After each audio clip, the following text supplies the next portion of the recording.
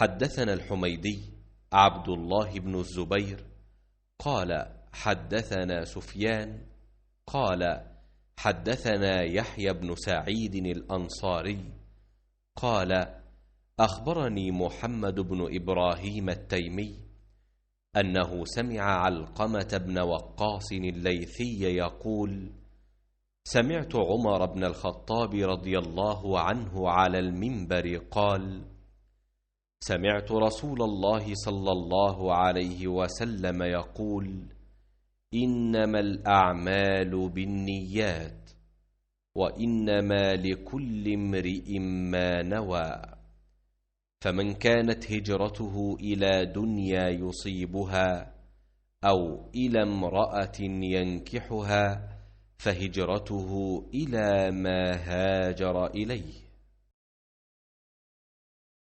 हुजूर अकरम सल्लल्लाहु अलैहि वसल्लम का इरशाद है, तमाम आमाल का दारोमदार नियत पर है और हर अमल का नतीजा हर इंसान को उसकी नियत के मुताबिक ही मिलेगा।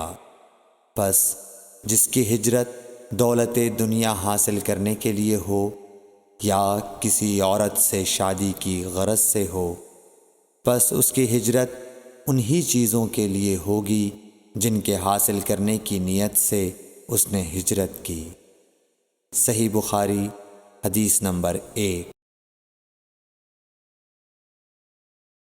Sahih Bukhari, Hadith number 1 narrated Umar bin al-Khattab, I heard Allah's Apostle saying, the reward of deeds depends upon the intentions and every person will get the reward according to what he has intended.